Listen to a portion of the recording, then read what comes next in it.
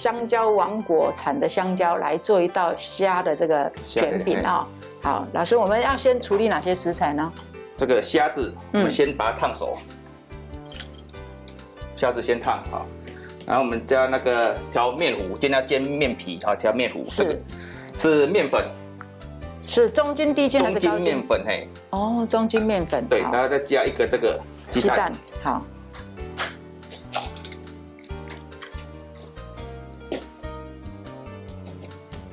还有这个鲜奶，低脂、全脂都可以，鲜奶。OK。今天我们有加水，我们就全部用鲜奶，用鲜奶煎出来会比较香。对啊，尤其又搭配香蕉哈，加个鲜奶的话，那个味道啦、层次会更丰富哦。然后把它搅拌均匀就可以了。老师，那这种面糊呢，一般来讲呢，它算是万用面糊吗？还是说，因为今天这道料理比较特殊的饼皮做法？因为今天是要煎面皮，是比较特殊的做法，不是万用的面糊。哦。你如果万用的面糊就用水就可以了，就不用到成本那么高加鲜奶。是。对，我们先把它调成面糊，等一下要煎。它面糊调好，我们需要静置吗？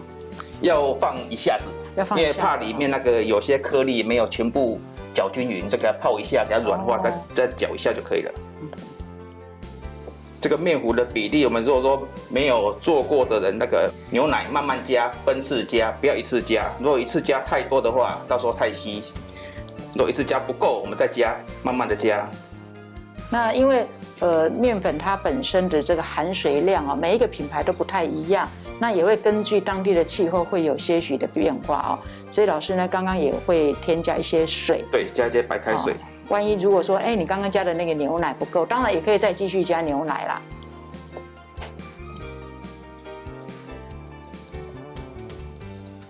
所以这个面糊不能太过浓稠，对不对？太过浓，大概要调到什么样的感觉？可不可以跟观众朋友看一下？要调像这样子，拉起来是一条丝的。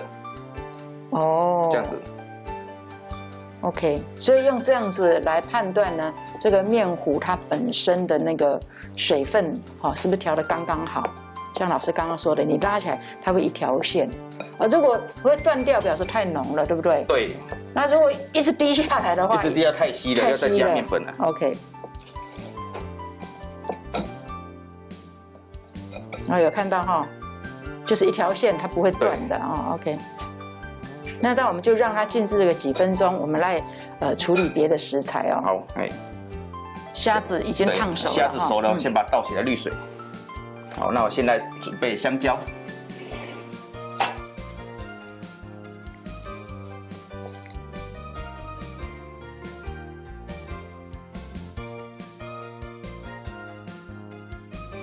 我们香蕉就切跟虾子的大小差不多，等下包会比较好包哈。我们香蕉我们切条状，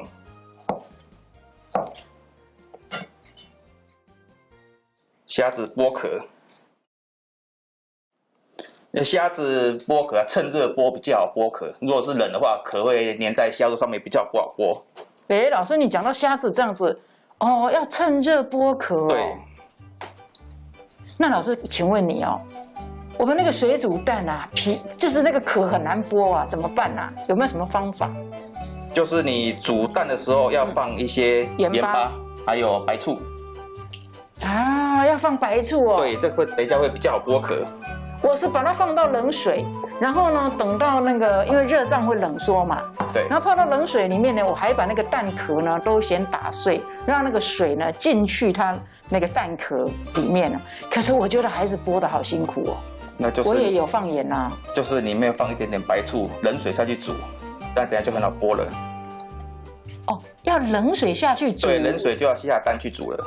可是，一般我们煮溏心蛋的话，不是都要滚水吗？没有，溏心蛋是冷水下去煮6分钟，滚了6分钟就关火下去泡。哇，老师又教我一个我太想知道的这个溏心蛋的那个，就是说冷水的时候把这个溏心蛋放下去，就是放盐又放醋，对不对？对对。然后滚水开始涮6分钟，6分钟就熄火去泡。焖大概多久？就泡到水冷了就可以了。那这样不会过熟吗？不会，因为那个水的温度一下就降低了。所以说，那我们在煮溏心蛋的时候，我们这个水在滚，盖子要盖吗？还是不用盖？不用盖。啊，保持小火滚。小火滚6分钟就可以熄火了。观众朋友，今天这一集又赚到了哇！太多人想知道这个溏心蛋，那网络上也好多，我试了至少有30个配方。因为这个虾子，我们虾子今天破开，里面有那个沙肠，所以要把它洗掉。哎，我们刚才的虾子还有香蕉，我们都那个事前工作准备好了。现在回来煎那个面皮哈，锅子热了以后下一点点沙拉油，一点点就可以了。真的是一点点呢。所以一般来讲，我们在煎这种饼皮的时候，通常也是会用那个油刷哈，把它刷一下，对不对？我们刚才调好的面糊，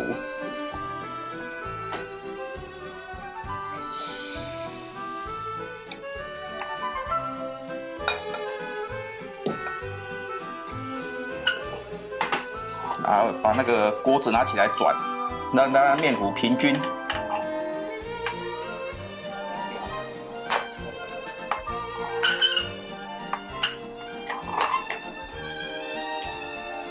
还有锅子要换来位置，换来换去的，因为每个地方都要受热平均。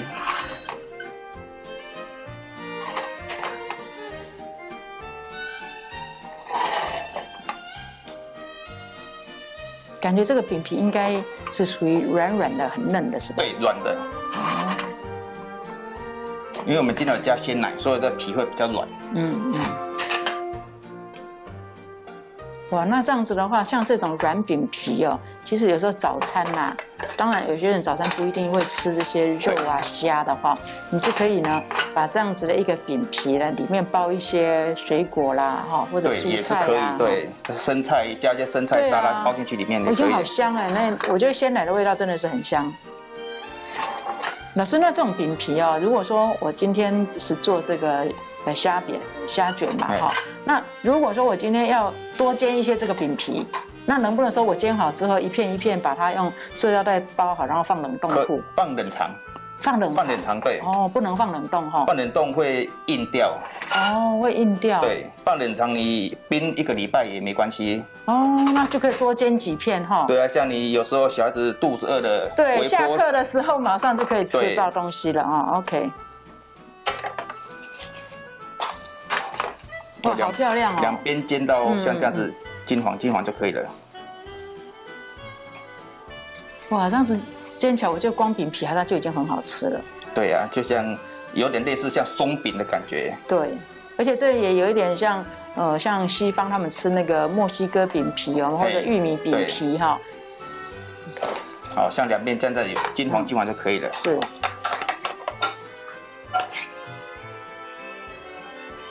好，我们现在包虾卷，这个炼乳。我小时候最爱吃炼乳了。对啊，这个小朋友如果喜欢吃炼乳的话，就多加一点。对啊，今天早上我才用一点点的炼乳加美乃滋跟那个水煮蛋有没有？然后把它变成一个像沙拉这样的感觉哦。哇，放在我自己做的吐司上，我觉得好满足哦。所以一点点炼乳，它可以让这个整个你的那个抹酱呢比较润，然后也有带一点甜味跟香气哦。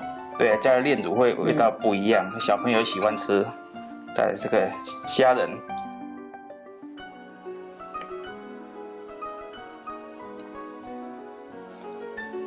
香菜，如果香菜不敢吃还是不想吃的，可以不要放。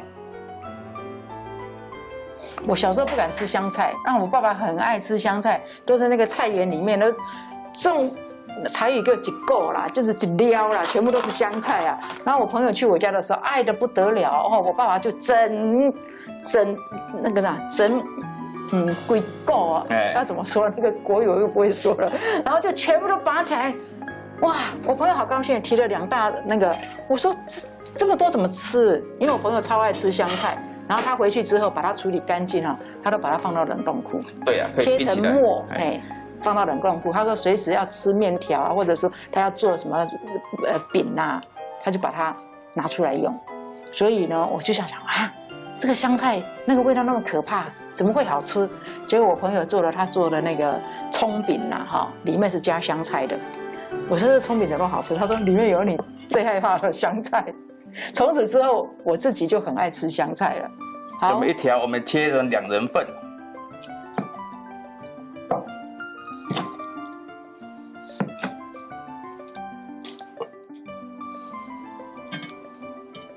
哇，我觉得这真的很适合早上的时候吃哎。好，我明天就要来做了，因为不难嘛哈。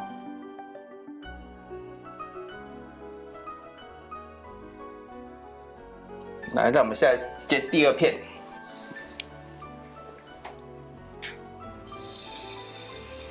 老师这样子大概3大匙嘛？对，差不多3大匙的量。主持人你要不要试看看？他怎么知道我跃跃欲试？现在就来转哈。对，要转，让它平均一点。哦，在转的时候，那个油哈也会跟着转，对不对？对。老师，你转的好像比较圆，我转的好像比较没那么圆。因为我常常在做，所以比较知道要怎么转啊。要怎么转？你要秘诀跟我讲啊！你看我转的就这样子，那我再把它推过去，就是一直绕圆圈转就可以了。听起来很像很简单。我刚刚也在绕圆圈，老师，你觉得我刚刚走的是正方形吗？我觉得我刚刚也是这样子转啊，但是大家可以看到我转的就没有老师那么漂亮，怎么办？这造型不一样也比较好看啊，不要每个都圆圆的就好吧，太死自然美各有特色哈。反正做出来味道一样就好了。好了，反正包起来切起来也看不清楚了。这一面煎到熟了就换翻面煎。对，所以我们这个饼皮不是要整个恰恰，对不对？因为这个有一点点颜色这样子。对，有颜色，因为这有加鲜奶，没办法煎到恰恰就烧焦了，就会苦了。OK。如果是加水的话，就可以煎到恰恰，加鲜奶是没办法。其实只要加了鲜奶，加了像鸡蛋这种东西，那个饼皮其实真的都很好吃。光这样你淋上蜂蜜也好吃，对不对？对啊。但是饼皮一定要熟哈，因为我们这个不会再回锅了。对，这个我们如果煎多一点放冰箱的话，可以放个1个礼拜。你要吃微波也可以，再煎一下也可以。但是就是说，你一定要封好，哈，就是说，不要污染到。对，就冷却了之后呢，你一定要用那个塑胶袋啊、封口袋把它封得很好。甚至有的人做事比较钉筋呐，都会用那个白报纸啊，把它再包一层。对啊，因为自己吃的要做的安心安全一点啊。差不多可以了。差不多了。好。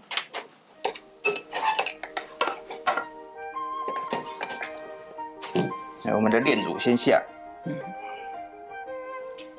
那个如果没有炼乳的话，沙拉还是巧克力酱都可以。就是只要是这种有带甜的东西都可以。甜的这些酱哈，对。甚至你自己做的果酱也行。也可以，对自己喜欢吃什么就包什么。这个做料理没有限制说一定要放什么跟什么，自己喜欢吃就好了。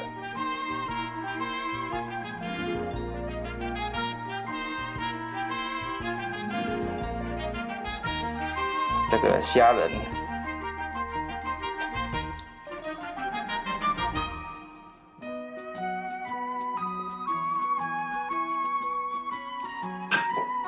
其实我们香菜用的量都不多啦，常常我们都只是需要一点点哈，它的香气啦，还有它的颜色啦。所以如果自己家里有小阳台啊，您就是种一下，我觉得香菜是最好种的。它没有虫害哎，对像我现在阳台上面那个香菜啊，已经长了大概有30几公分，我都舍不得采收，我想可能会开花了，但是我看到它每天都好开心哦。只是说大家在种这个时候，因为香菜的种子其实它还蛮大颗的，对呀，你不要用撒的，你就是定点哦，给它这样子排几颗，让它中间有距离，它才会长得大颗哦。你如果用撒的话，每一颗香菜都变得好细好瘦。哇，又一条完成了。